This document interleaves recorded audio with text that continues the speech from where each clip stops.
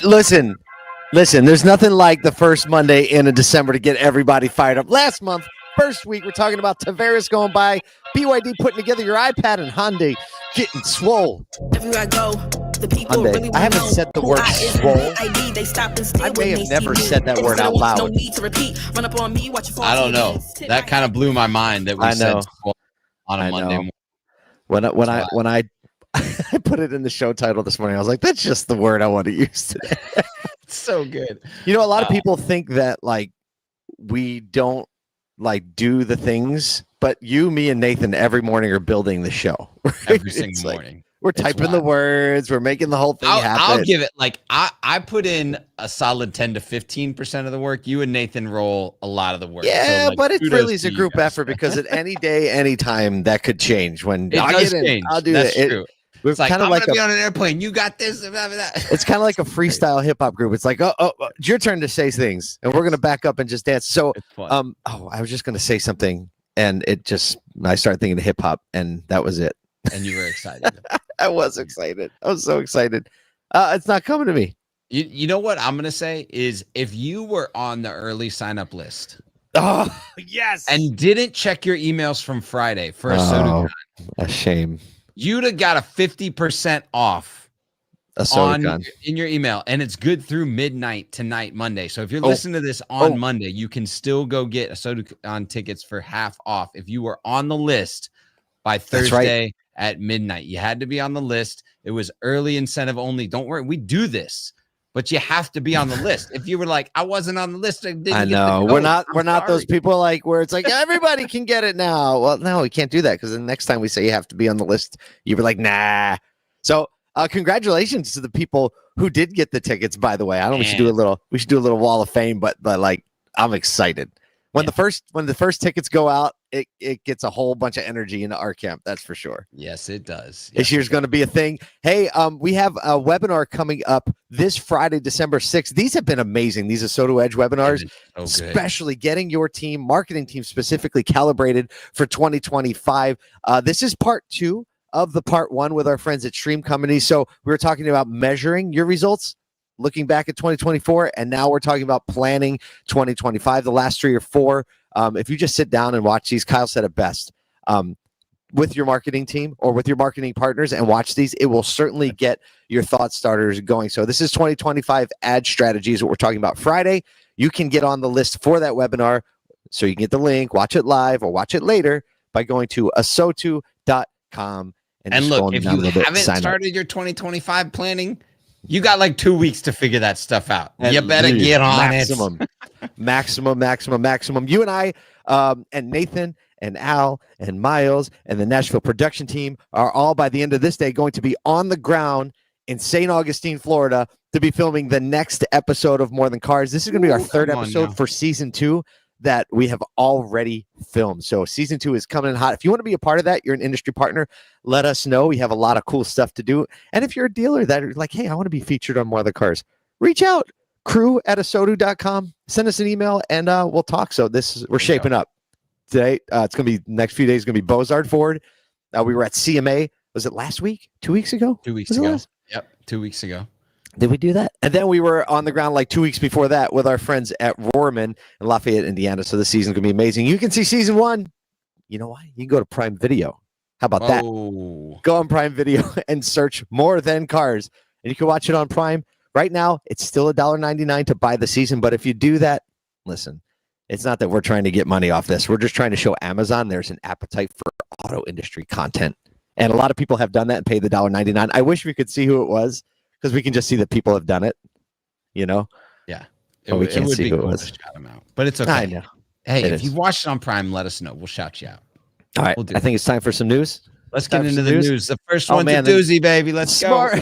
Sporty on a Monday. Carlos Tavares has unexpectedly stepped down as Stellantis CEO following escalating tensions with the board over sales declines, stock performance, especially ongoing struggles in key markets like North America. We've heard 2 or 3 things about that from dealers. He's known for like cost-cutting expertise. He clashed with the board, though, over strategic priorities, addressing sales slumps and how to address rising inventories. The board named Chairman John Elkann to head the interim leadership committee while a new CEO is found. They're looking at maybe mid-2025 for that happening. Stellantis shares down 38% in the past year. North American sales down 17%. And models like the Ram 1500 and Jeep Wagoneer have an average of, get this, 110-day supply on the dealers and stakeholders have been very critical of Tavares, with Detroit dealer Jeff Latham remarking it couldn't get worse. Well, maybe he woke up and feels a little bit better now. UAW President Shawn Fain added he's leaving behind a mess of painful layoffs and overpriced vehicles sitting on dealership lots. Listen to that. Wow. Look, one, the fact that Shawn Fain gets in on this article cracks me up. Two, I've watched countless LinkedIn, Twitter threads, X threads with dealers saying, hey, look, we're excited about this. Hopefully they choose the right next person, because it has been painful being a Stellantis dealer. I've heard the side remarks of like, oh, no, we're not looking for any Stellantis dealers, especially those that are consolidating. So Stellantis needs a strong personality, someone that is well loved within the dealer network to gain back some of that trust, because, hey, look, 112-day supply doesn't do good for dealers or the OEM, because the OEM isn't going to get any more inventory into those dealers because they're going to start rejecting that stuff. So that's right, man. An unexpected step down. Not sure if that. I feel like abrupt. Kind of we'll call everybody's it abrupt. Been pushing this for a little while. Everyone was talking like it would be January, February, March, somewhere Q1. So we'll see. I have a feeling some people over at Stellantis probably have some people on deck in their minds, and maybe we see someone appointed before mid-20. I know. I don't remember who said it in the article, but they did say like the next CEO needs to be a peacemaker, right? Yeah. Obviously, you need somebody that's going to rebuild trust. Like that's all there is to it. I was around. This is a total. If this happens, my mind would be blown. But like, he's going to make a prediction, folks. But like, would Chip Perry not just make the right person? I almost was talking about this. Reminds me of when Chip Perry came to TrueCar and did the whole tour. I don't know, but I think that he should be on the list for advisory, because he did a good job. Without a doubt. That's amazing. People love Chip. Okay. Okay. I know. Let's keep moving. Do we have a seg? Let's not do a segue. This one blew our minds this morning. BYD, Tesla's fiercest EV competitor. A big topic of conversation has become a crucial partner in Apple's supply chain, assembling over 30% of Apple's iPads and expanding its role in producing components like titanium frames for the iPhone Pro. Wow. BYD has, get this, 100,000 people.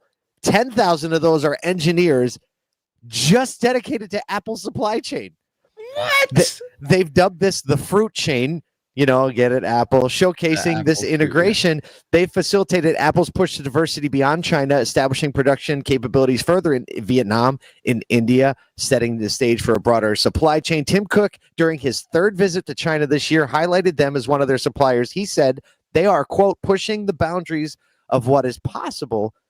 BYD also venturing into AI-powered robot factories, or robots for factories in collaboration with NVIDIA. And their executive Wang Hao said, we're raising many fish in a pool, and when a fish matures, we scoop it out. Look. Nailed it. There's not much to comment on this. You can read between the lines of every part of this story, but the fact that this is a reality for BYD, who looks like an auto manufacturer, to really be a tech company, like this is where Tesla has won over and over and over by diversifying their tech output, not just in the vehicle. And BYD is taking a different stance, a different position on where to do that. But look, here's the bigger thing, and this is the one that I would look out for on the horizon that I didn't even see coming, is look at those iPads potentially going straight in, or at least the OS being more fully integrated into the vehicle. And then, my goodness, how crazy or how easy would it be for Apple to just create a partnership out of this and all of a sudden have vehicle manufacturing and vehicles in production in the US like that? I know. Wow. You think of how everything's shaping up with Elon Musk and his influence in the White House and everybody getting where, guess what? There's always, when a force rises, an opposing force always rises as well. So this should be a very interesting 4 years. It's like, honestly, it's like, you kind of have to stop being like, am I going to be nervous about this or not nervous about this? It just is. It just is what it is. And let's figure out how we're going to be an amazing industry of networked auto dealers, franchise dealers, dealers who are on the ground deeper and deeper and deeper. Like, it's just time to dig in. Speaking of digging in, hit that button. Segue. You can dig in with Hyundai's new car. They're redefining EV fun with the Ioniq 5N. It's a new series of the Ioniq. By combining performance, quirky features, and a little bit of a nostalgic twist, this SUV bridges the gap between electric efficiency and driving acceleration. Still funny that they call it an SUV, but okay. Powered by 641 horsepower. I said that right. And 545 pound-feet of torque. That's Swol. It triples the horsepower and doubles the torque that the standard Ioniq 5 gets. Other fun things outside of just the fact that it can go way fast is it has modes for drifting, launch control, and race ready settings that you can gain access to right in the dash. I want to try the drifting mode. That's unbelievable. Because if you're not a skilled drifter, there's probably some, technological help that you get when the car knows you're trying to drift. Yep. And so exactly. Look, I think this is a really great move by Hyundai. The Ioniq 5, very popular EV. You see them all over the place. And for them to just say, hey, look, we can make them fast. We can make them fun. We can make them performance-oriented. There's a whole subculture for the hot hatchback. And to bring the hot hatchback into the EV space, and Hyundai to do it, I think they're the right brand to do it. And I think this is just another iteration of EV technology. It's going to make it deeper into culture. Well, and here's the fun thing, too, is they've added the sounds, too, and they've added the feel. They even give you their NE shift, which is like feeling like you're shifting the car, even in an electric.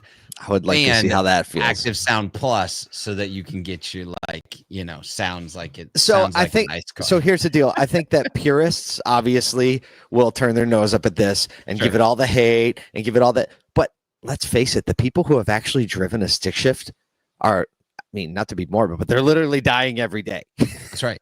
Yeah. Like the generations who was like even had that experience. And so there's an element of like when you watch racing and things like that and there's shifting going on and you hear it. I think like the new generation, like Gen Z, is going to love to jump in these things and see what it's like to drive a stick shift, even though it's not, but they don't care. Right. Yeah. Or see what it's like to drive 545 foot-pound of torque available at go because it's an electric motor. That's impressive. Very impressive. Look, listen, I guess we're wrapping it up, folks. December is here. You have a job to do in the midst. What's going on everywhere else? You can still care about the people everywhere, every day, right where you are.